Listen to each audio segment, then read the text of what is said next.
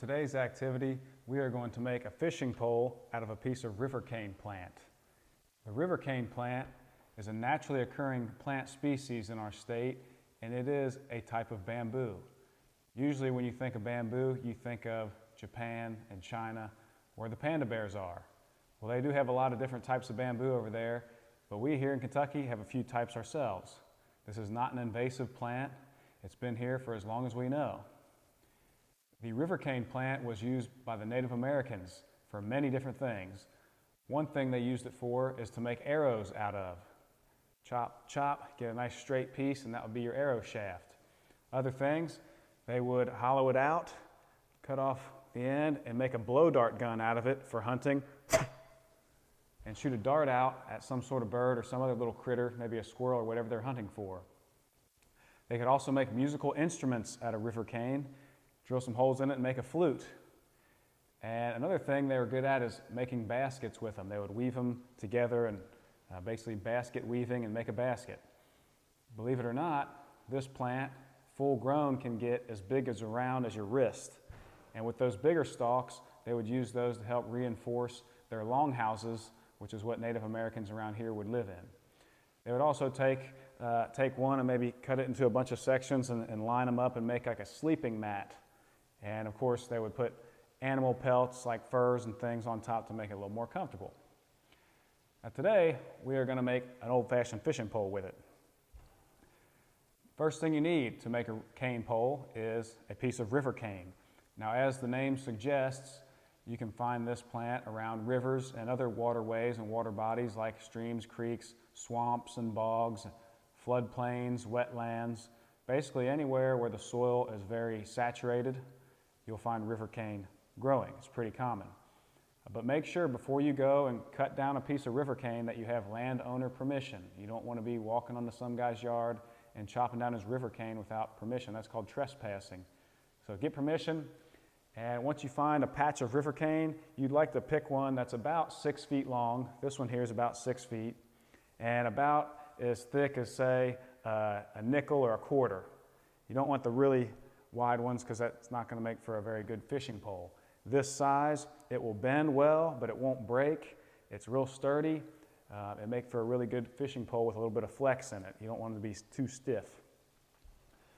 All right. Now when you first cut your plant, it's going to be, kind of green still. It's still going to be a live plant.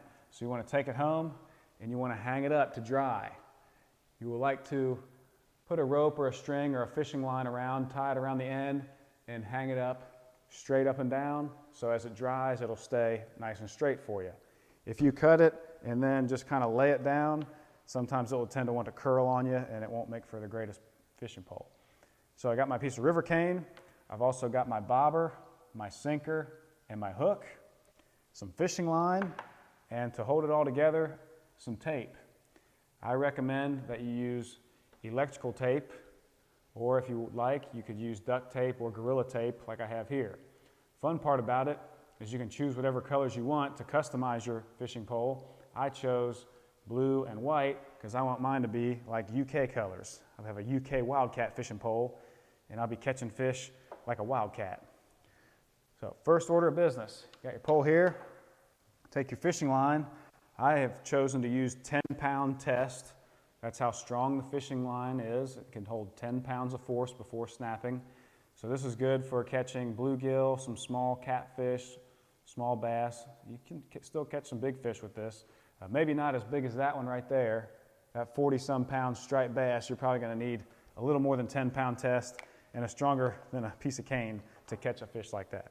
But anyhow, you'll start out by getting your fishing line, and you want to tie it around the base of the pole into a double knot, just a old-fashioned double knot. Easy does it. So there's one, and now I go for the double knot. 2. Then I will take my tape. I pre-cut my tape to make it easy to access and go ahead with it. And I'm going to tape over where I tied to basically reinforce it. So tape around just like so, wrap it around a couple times. All right, and then my fishing line will unravel a little bit, and I will go straight up the pole and I'm going to tape it again about every foot, okay? And I'll tell you why I do that later. So I'm going to alternate. That one was white. Now I'm going to do a blue, white, like I'm in Rupp Arena or something. So there's blue.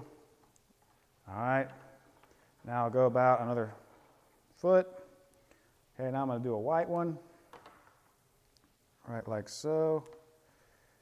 Keeping the line snug against the pole so it doesn't get caught up on anything.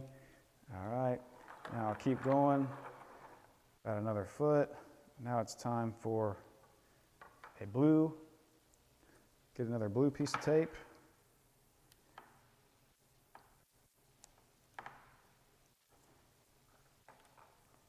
And now as I get closer to the end of my pole, I want to basically make the tape closer together. So I'm going to go, instead of a whole foot, now I'm going to go about 6 inches. We'll call that about 6 inches. All right. Then I go up a little further, another about 6 inches. Now the reason I am starting to get closer with the taping is, let's say you get it all the way taped up and you catch a big old fish, and sometimes the end of the cane pole will snap. Not usually, but sometimes. And when it snaps, that fishing line will go down to wherever the next tape job is. So if it's close together, you'll just go down to here and you can just trim off that broken part, and then your pole will just end up here. Let's say if you just did one tape job on the end, one tape job in the middle, and one tape job on the bottom, if the pole snaps on the top, then your fishing line goes all the way down here to the middle, and it doesn't make for a good fishing pole. Your line's just hanging off the middle. That's no good. So we're going to space it closer and closer as we near the end of our fishing pole. That way, if the tip breaks, it will just go down to the next tape, and it won't be an issue.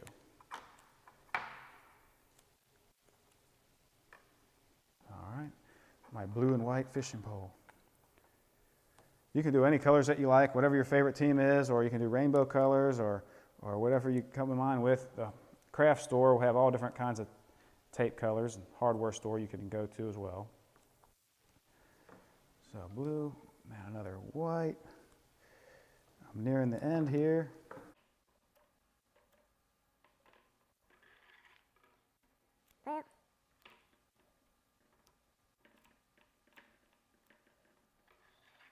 And here I've reached the end of the pole, so I'll add my last piece of tape.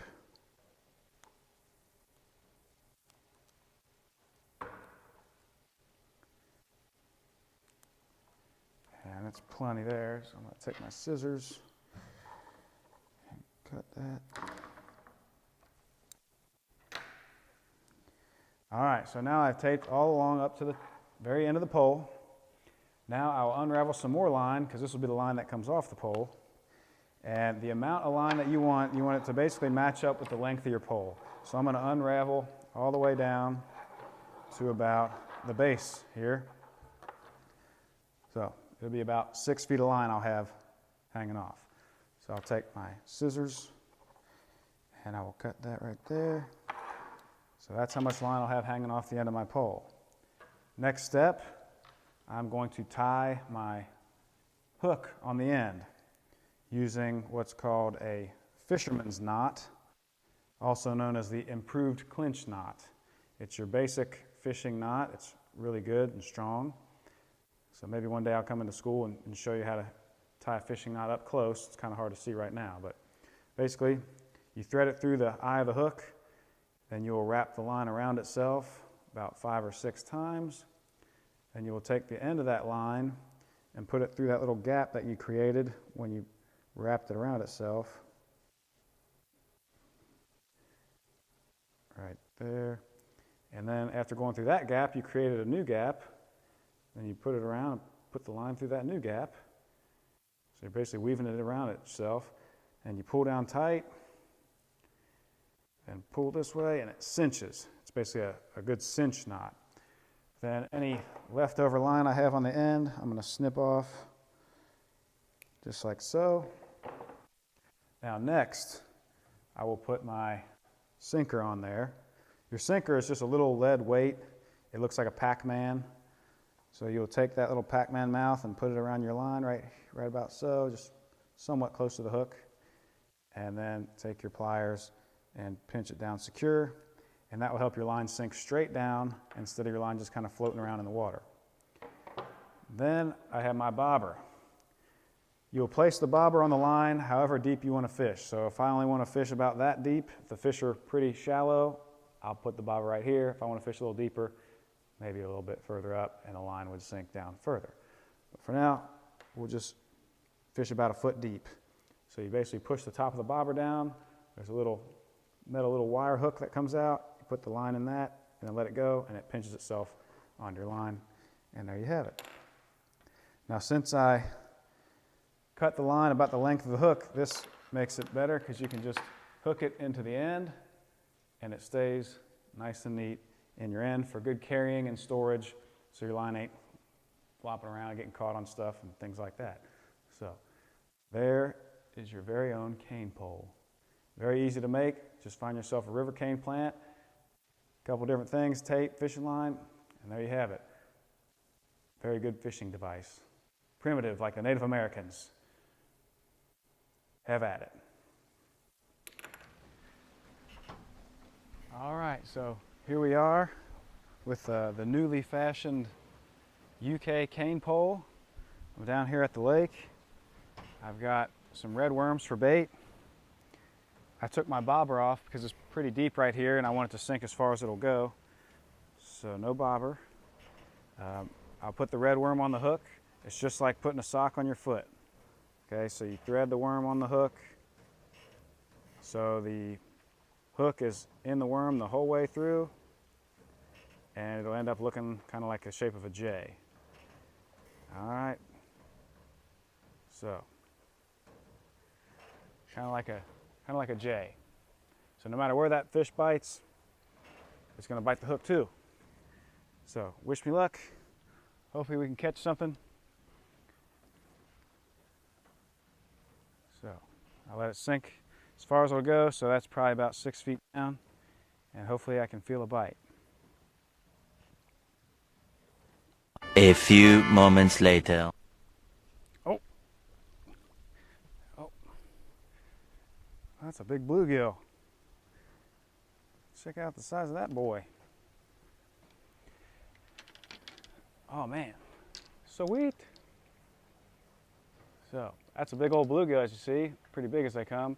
Now, how you do it is you want to make sure you hold them properly so they don't fin you with their fins here. Those will hurt. So you cup your hand like a C, slide it down the body, and that way they can't stick you with their fins. Then take that hook and pop it right out of the mouth, just like so. Now the hook's out. Now I just got them held in my hand. So as you see, that's a pretty big bluegill. As far as they go, you can tell it's a bluegill because of the blue color to his gills here, and he's got that black part of his gill flap. So, really nice fish. I'm going to put him back. All right, off you go, buddy.